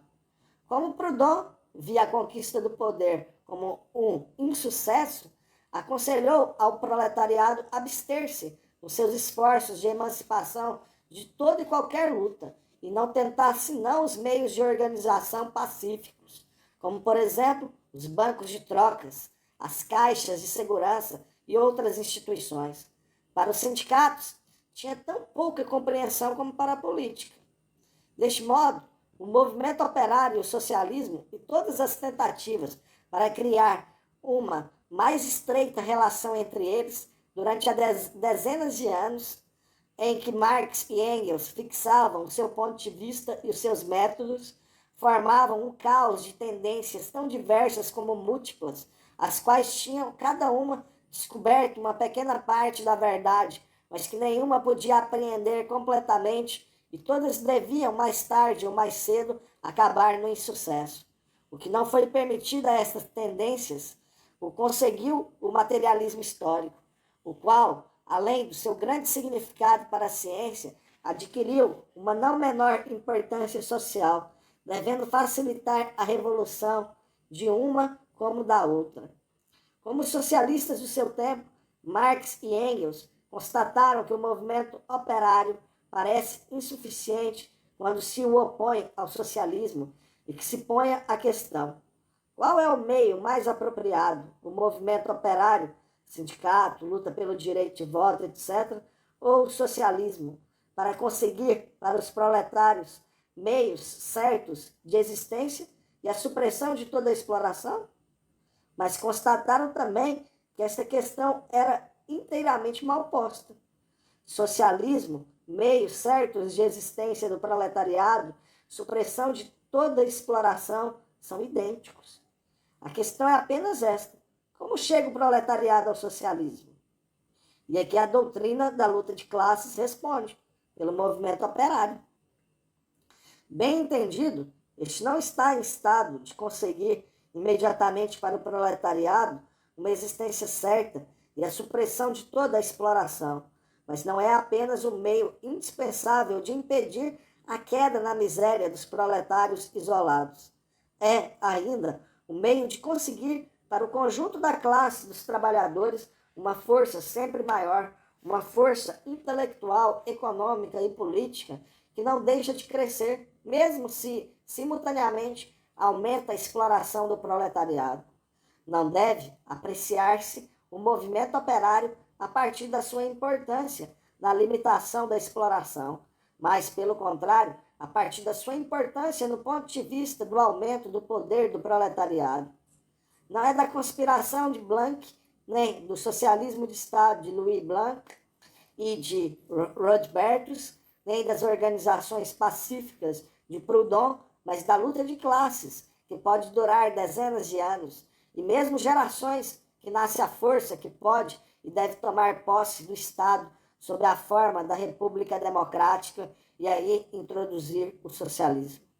Levar a cabo a luta de classes econômica e política, ocupar-se da maneira mais zelosa do trabalho de detalhe, mas com o pensamento de o executar com largas vistas socialistas, agrupar num todo formidável, unificado e harmonioso, desenvolvendo-se irresistivelmente dia a dia as organizações e as atividades do proletariado. São estas, segundo Marx e Engels, as tarefas de todos quantos, proletários ou não, se colocam sob o ponto de vista do proletariado que querem libertar. O aumento do poder do proletariado baseia-se, ele próprio, em última instância, na substituição dos modos de produção pré-capitalista e pequenos burgueses pelo modo de produção capitalista, que aumenta o número dos proletários, os concentra, os torna mais indispensáveis para o conjunto da sociedade e cria, ao mesmo tempo, em virtude do capital cada vez mais concentrado, as premissas da organização social da produção, que não deve ser procurada arbitrariamente pelos utopistas, mas, pelo contrário, deve provir da realidade capitalista. Através desta concepção, Marx e Engels criaram o fundamento sobre o qual se eleva a democracia socialista, o fundamento sobre o qual se coloca o proletariado militante do mundo inteiro e de onde partiu a sua marcha triunfante. Esta concepção não foi possível enquanto o socialismo não possuiu a sua ciência independente da burguesia. Os socialistas de antes de Marx e Engels eram bem entendidos, na sua maior parte, iniciados na ciência da economia política, mas retomavam-na sem espírito crítico sobre a forma na qual tinha sido criada pelos pensadores burgueses, não se distinguindo deles senão pelas conclusões em favor do proletariado que dela tirava. Foi Marx o primeiro a empreender, de um modo completamente independente, o estudo do modo de produção capitalista e a mostrar quanto se pode concebê-lo mais clara e mais profundamente quando se ele é considerado de um ponto de vista proletário em vez de um ponto de vista pequeno-burguês, porque o ponto de vista proletário supera este modo de produção em vez de nele se incluir. Apenas a Marx, que considera o capitalismo como uma forma social que evolui, foi permitido apreender completamente o seu caráter histórico próprio. Este trabalho formidável está contido em O Capital, de Marx, publicado em 1867. Anteriormente, tinha já exposto, com Engels, o seu novo ponto de vista socialista no Manifesto Comunista de 1848. Assim, o combate de emancipação proletária recebeu um fundamento científico de uma grandeza e de uma solidez que nenhuma classe revolucionária possuía antes dele. Mas, bem entendido, não houve nenhuma classe a quem coubesse uma tão gigantesca tarefa como aquela que cabe ao proletariado moderno, que deve reencaixar o mundo inteiro que o capitalismo fez cair das suas articulações. O proletariado não é felizmente um Hamlet que acolhe esta tarefa com lamentações. Ele adquire a sua confiança na grandeza de tal tarefa. 5. Síntese da teoria e da prática. Examinamos os trabalhos principais de Marx e do seu colaborador Engels, mas a exposição da sua produção seria incompleta se não falássemos da síntese da teoria e da prática, que constituem um dos seus aspectos principais.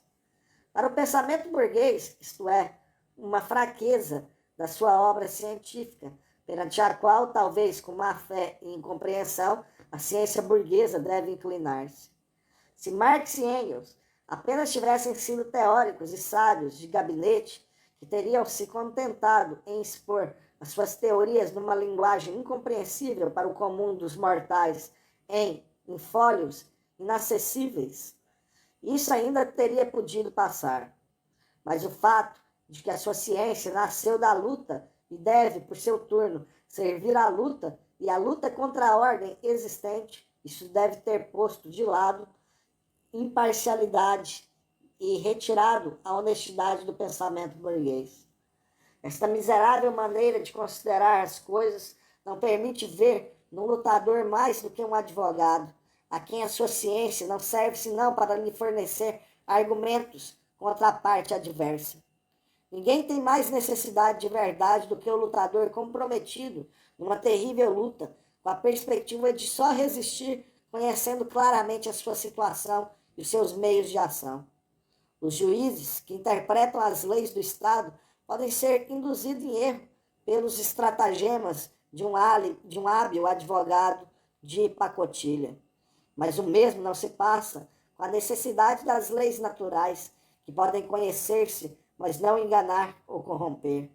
O lutador que se encontra nesta situação encontrará no ardor da luta um desejo maior de inteira verdade. E também o desejo, não de conservar para si a verdade conseguida, mas de comunicá-la aos seus companheiros de luta. Deste modo, Engels escrevia entre 1845 e 1848, época em que ele e Marx adquirem seus novos resultados científicos, que não tinham de modo nenhum a intenção de segredar, abre aspas, estes resultados em grandes livros exclusivamente reservados ao mundo dos sábios, fecha aspas. Puseram-se, pelo contrário, imediatamente em contato com organizações proletárias para aí fazer propaganda das suas concepções e da tática que lhe corresponde. Conseguiram, assim, ganhar aos seus princípios a Internacional União dos Comunistas, uma das mais importantes entre as associações proletárias revolucionárias da época, princípios que encontraram a sua expressão poucas semanas antes da Revolução de Fevereiro de 1848, no Manifesto Comunista, que devia servir de fio condutor ao movimento proletário de todos os países. A Revolução trouxe Marx e Engels de Bruxelas, onde residiam, primeiro a Paris e seguida a Alemanha, onde se consagraram um certo tempo à prática revolucionária. A queda da Revolução levou-os, contra sua vontade, a partir de 1850, a consagrarem-se inteiramente à teoria. Mas quando, no princípio dos anos de 1860, o movimento operário retomou vida, Marx, Engels foi primeiro impedido por razões pessoais, entregou-se de novo imediatamente com todas as suas forças ao trabalho prático do movimento. Entrou na Associação Internacional dos Trabalhadores, fundada em 1864, e que devia rapidamente tornar-se um fantasma terrível para toda a Europa burguesa. O ridículo espírito policial com que a democracia burguesa olha para todo o movimento proletário apresenta a Internacional como uma monstruosa sociedade de conspiração, que teria como única tarefa a organização de perturbações e de tentativas revolucionárias. Na realidade, a AIT prosseguia abertamente os seus objetivos: a concentração de todas as forças proletárias numa atividade comum, mais própria, libertada de toda e qualquer política ou pensamento burgueses, com vista à expropriação do capital e à conquista de todos os instrumentos políticos e econômicos das classes possuidoras por parte do proletariado. O passo mais importante e mais decisivo nesta via é a conquista do poder político, mas a emancipação econômica das classes trabalhadoras é o objetivo final, abre aspas, ao qual todo o movimento político deve subordinar-se como simples meio, fecha aspas. Como meio mais apropriado ao aumento do poder proletário, Marx considera a organização. Abre aspas, os proletários possuem um elemento de sucesso, fecha aspas, diz Marx na mensagem inaugural, o número, abre aspas, mas o número só tem um grande peso quando se encontra agrupado numa organização e conduzido a um objetivo preciso, fecha aspas. Sem objetivo não há organização. Só o objetivo comum pode unir os diferentes indivíduos numa organização comum. Por outro lado, a diversidade dos objetivos é uma causa de divisão, assim como a comunidade do objetivo leva à união. Precisamente por causa da importância da organização para o proletariado, tudo depende do gênero de objetivos que lhe é dado. Este objetivo é do maior significado prático. Nada de menos prático do que esta forma de ver que parece ter um tão grande realismo político. O movimento é tudo, o objetivo não é nada. Será que a organização não é, por conseguinte, nada e o movimento não organizado tudo? Já anteriormente a Marx, houvera socialistas que forneceram objetivos ao proletariado, mas estes provocaram o sectarismo e dividiram os proletários, porque cada um destes socialistas acentuava a maneira especial que tinha encontrado para resolver o problema social, tantas soluções quanto aceitas. Marx não forneceu solução particular. Ele opôs-se a todas as intimações no sentido de ser positivo e dispor em detalhes as medidas a tomar pelas quais se emancipava o proletariado. Ele só propôs à Internacional um objetivo geral da organização, que todo proletário podia adotar, a libertação econômica da sua classe. E o caminho que mostrava para isso chegar era aquele que o instinto de classe do proletariado indicava, a luta de classe política e econômica. Antes de mais, foi a forma sindicalista da organização que Marx propagou na Internacional. Ela surgiu como uma forma de organização que podia, o mais rapidamente possível, reunir grandes massas de uma maneira durável. Nos sindicatos, viu igualmente os quadros do Partido Operário. A sua penetração do espírito da luta de classes e a sua compreensão das condições graças às quais a expropriação da classe capitalista e a libertação do proletariado eram possíveis, não agiram menos ativamente que o desenvolvimento da própria organização sindical. Houve fortes oposições a vencer, precisamente entre os trabalhadores mais avançados, que se encontravam imbuídos pelo espírito dos antigos socialistas e que gostavam pouco dos sindicatos, porque estes não tocavam no salariado. Eles surgiam-lhes como um desvio do bom método, que viam na fundação de organizações as quais o salariado era diretamente vencido, como nas cooperativas de produção. Se, apesar de tudo, a organização sindical fez rápidos progressos no continente europeu a partir da segunda metade dos anos 60, ela deve-o, antes de mais, à Internacional e à influência que Marx exerceu sobre ela e por ela. Os sindicatos não eram para Marx um objetivo em si, mas apenas um meio de levar a cabo a luta de classes contra a ordem capitalista.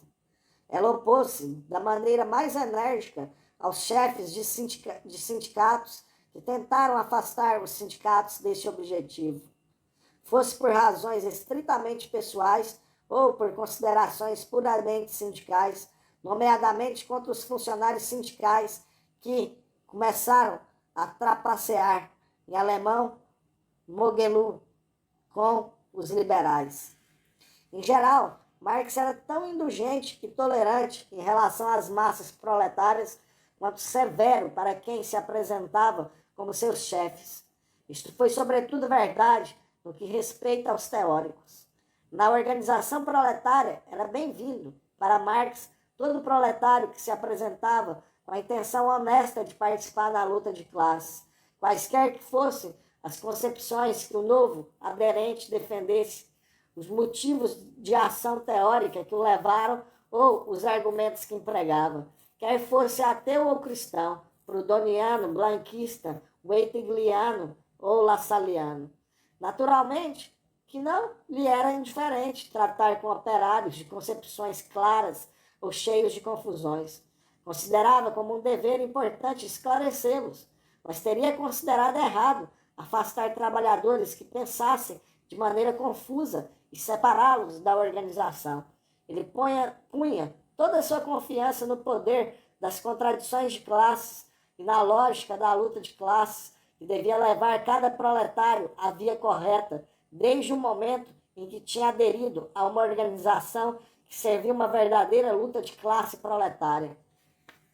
Comportava-se, porém, de maneira diferente em relação às pessoas que vinham para o proletariado como professores e que propagavam concepções que perturbavam a força e a unidade desta luta de classe.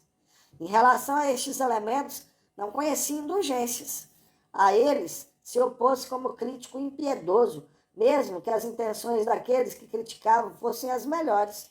A atividade de tais elementos parecia-lhe, em todo caso, repreensível, mesmo quando obtinha resultados e não se exprimia num puro desperdício de forças. Graças a isso, Marx foi sempre um dos homens mais odiados. Odiado não somente pela burguesia, que nele via o inimigo mais perigoso, mas também por todos os sectários, inventores, confusionistas cultivados e outros elementos semelhantes no campo socialista, que insurgiam tanto mais apaixonadamente contra a sua intolerância, o seu autoritarismo, o seu dogmatismo e a sua inquietação, quanto dolorosamente ressentiam a sua crítica. Com as suas concepções, nós, marxistas, retomamos também esta posição da qual nos sentimos orgulhosos. Só aquele que se sente mais débil se queixa da intolerância de uma crítica puramente ideológica. Ninguém é mais duramente criticado e da forma mais ruim do que Marx. Mas até aqui nunca aconteceu que um marxista se levantasse sobre a intolerância dos nossos adversários de ideias. A esse nível, a questão seria muito fácil para nós. Pelo contrário, o desencorajamento que por vezes se manifesta nas massas proletárias após querelas de ideias entre o marxismo e os seus críticos não nos deixa indiferentes. Este desencorajamento exprime uma necessidade inteiramente justificada. A necessidade da unidade do combate de classe e do agrupamento de todos os elementos proletários numa grande massa distinta. A necessidade de evitar divisões que poderiam enfraquecer o proletariado. Os trabalhadores conhecem muito bem a força que adquirem em sua unidade, apreciam-na mais do que a clareza teórica e maldizem as discussões teóricas quando estas ameaçam levá-los à divisão. E isto com razão, porque a necessidade de clareza teórica produziria o contrário do que deveria se enfraquecesse a luta de classe proletária em vez de reforçá-la. Um marxista que levasse uma divergência teórica até a divisão de uma organização de combate proletária não agiria de uma maneira marxista, quer dizer, no sentido da doutrina marxista da luta de classe, segundo a qual cada passo em frente é mais importante que uma dúzia de programas. Marx e Engels expuseram no Manifesto Comunista, no capítulo intitulado Proletários e Comunistas, a sua concepção relativa à posição que os marxistas deviam ocupar nas organizações proletárias. Os comunistas eram, mais ou menos, aquilo a que hoje chamamos marxistas. Neste capítulo, pode ler-se o seguinte, abre aspas, qual é a posição dos comunistas relativamente à massa dos proletários? Os comunistas não formam um partido distinto em oposição aos outros partidos operários. Eles não têm quaisquer interesses que os separem do proletariado em geral. Eles não proclamam princípios sectários sobre os quais quereriam modelar o movimento operário. Os comunistas apenas se distinguem dos outros partidos operários em dois pontos. Primeiro, nas diferentes lutas nacionais dos proletários, colocam à frente e valorizam os interesses comuns do proletariado. Segundo, nas diferentes fases evolutivas da luta entre proletários e burgueses, representam sempre e por todo lado os interesses do movimento geral. Praticamente, os comunistas são, por conseguinte, o segmento mais ousado, mais avançado de cada país, o segmento que anima todos os outros. Teoricamente, tem sobre o resto do proletariado a vantagem de uma clara inteligência das condições da marcha e dos fins gerais do movimento proletário. O objetivo imediato dos comunistas é o mesmo de todas as facções do proletariado. Organização dos proletariados em partido de classe, destruição da supremacia burguesa, conquista do poder político por parte do proletariado. As proposições teóricas dos comunistas não se baseiam de modo nenhum em princípios inventados ou descobertos por um ou outro reformador do mundo. Elas não são mais do que a expressão, em termos gerais, das condições reais de uma luta de classes existente, de um movimento histórico que evolui sob os nossos olhos. Fecha aspas. Fim da citação. Isto foi escrito há 85 anos. Muitas situações se modificaram, de modo que estas frases já não podem ser aplicadas textualmente. Em 1848, não havia ainda grandes partidos operários unitários, possuindo programas gerais socialistas, e ao lado da teoria marxista encontravam-se muitas outras, muito mais propagadas. Hoje, o proletariado militante, unido em partidos de massas, tem já só uma teoria socialista viva, a teoria marxista. Nem todos os membros dos partidos operários são marxistas, nem têm, muito menos, uma sólida formação marxista. Mas entre eles, os que não admitem a teoria marxista não têm qualquer teoria própria. Ou contestam a utilidade de uma teoria ou de um programa qualquer, ou alinham os retalhos do pensamento pré-marxista. O que é suficiente para os objetivos habituais de agitação popular, mas que se mostra insuficiente quando se trata de discernir, na realidade, fenômenos novos e inesperados. Exatamente em virtude desta maleabilidade e desta inconsistência nesta posição, é que não se pode construir um edifício que desafie todas as tempestades. O marxismo já não precisa hoje de insurgir-se contra outras concepções socialistas. Os seus críticos não lhe opõem outras ideias, emitindo apenas dúvidas sobre a necessidade de uma teoria geral, ou pelo menos de uma teoria consequente. Já não se lhe opõem no movimento operário, senão expressões como dogmatismo, ortodoxia e outras, e não novos sistemas. O que é, para nós, marxistas, mais uma razão de não querer encerrar o movimento operário numa seita marxista particular, que se separaria das outras camadas do proletariado militante. Como Marx, consideramos como nossa tarefa unir o conjunto do proletariado no organismo de luta. No interior deste organismo será sempre o nosso objetivo permanecer, abre aspas, a parte mais ativa e mais avançada, que tenha sobre o resto do proletariado a vantagem de uma clara inteligência das condições, da marcha e dos fins gerais do movimento proletário. Fecha aspas. Quer dizer que nos esforçaremos sempre por fornecer o máximo de esforços na ação prática e no estudo teórico que é possível fornecer em determinadas circunstâncias. Não queremos ter uma situação especial na organização geral do proletariado agrupado em partido de classe, senão através da superioridade do nosso ponto de vista marxista.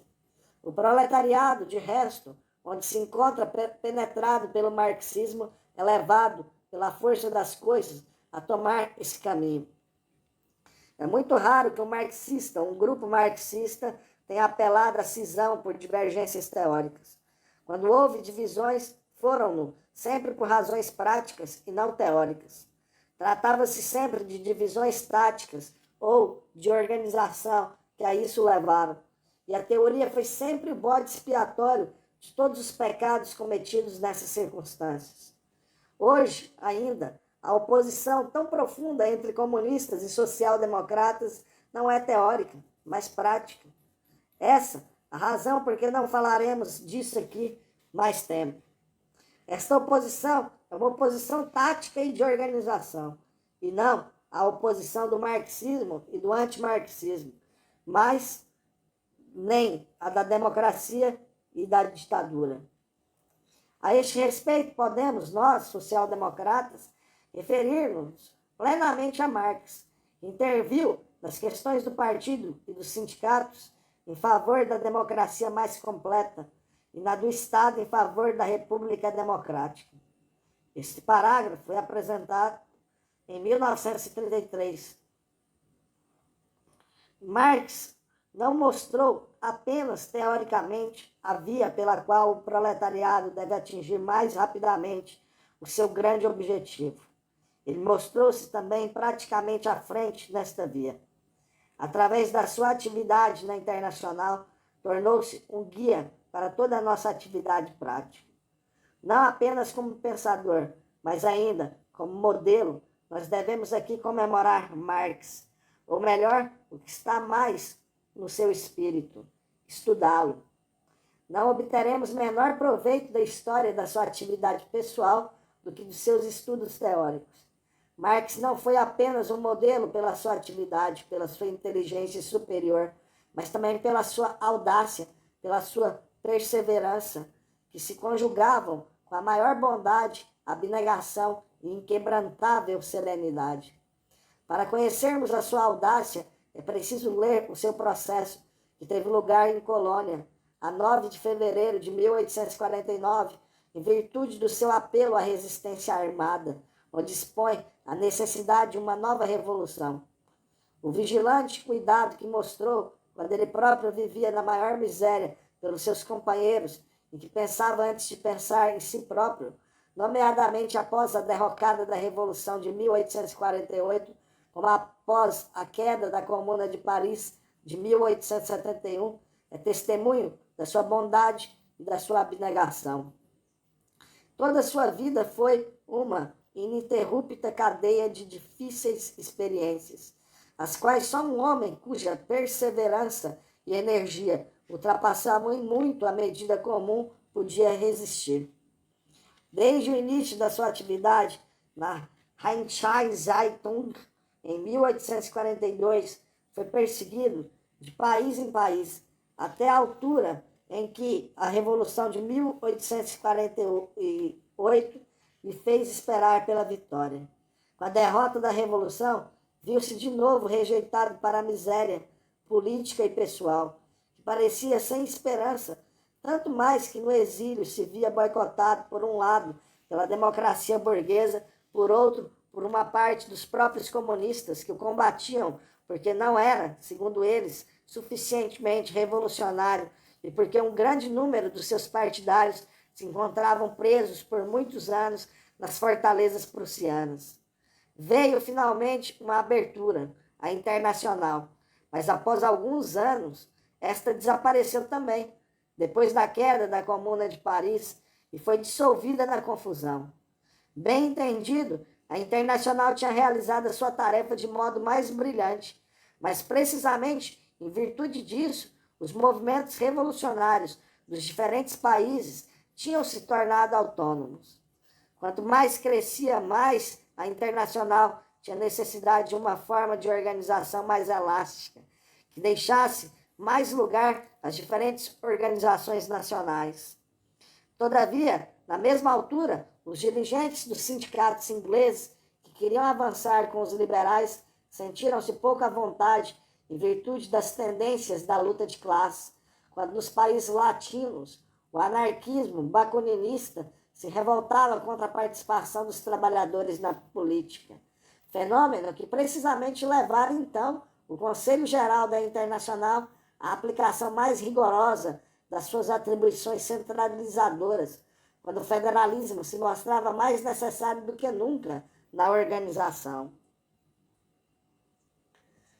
O intrépido navio conduzido por Marx encalhou neste Recife. Foi uma amarga desilusão para Marx. É certo que a brilhante ascensão da social-democracia alemã e o reforço do movimento revolucionário na Rússia vieram então. Todavia, a lei contra o socialista pôs em breve fim a esta brilhante ascensão, e o terrorismo russo atingiu seu ponto culminante em 1881. A partir desta altura, entraria em declínio. Deste modo, a atividade política de Marx foi uma cadeia ininterrupta de insucessos e desilusões, tal como a sua atividade científica. A obra da sua vida, O Capital, da qual muito tinha esperado, permaneceu aparentemente desaparecida e sem ação.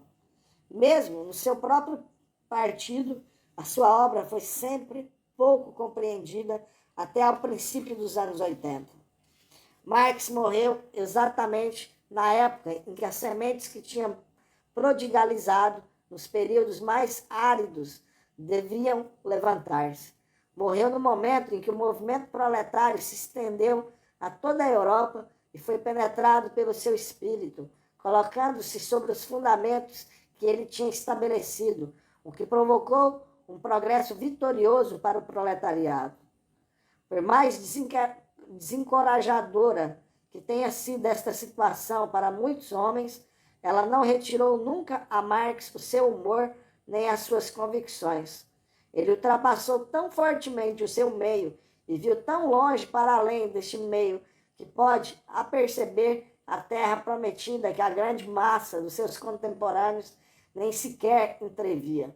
Foi a grandeza da sua obra científica, foi a profundidade de sua teoria, onde extraiu o melhor da sua força de caráter, onde a sua energia e as suas convicções se enraizaram, que o puseram ao abrigo de todo o desfalecimento e dessa desigualdade de sentimentos que faz passar do júbilo de hoje ao sombrio pessimismo de amanhã. Devemos igualmente beber desta fonte, a fim de estarmos certos de que estaremos à altura da nossa grande tarefa. Poderemos, então, esperar atingir o nosso objetivo mais cedo do que o não seria de outra forma. A bandeira da libertação do proletariado e da humanidade inteira que Marx empunhou, que brandiu gerações antes de nós, nunca abatido, nunca Desencorajado pelos ataques sempre renovados, esta bandeira será colocada sobre as ruínas da fortaleza capitalista pelos combatentes que formou.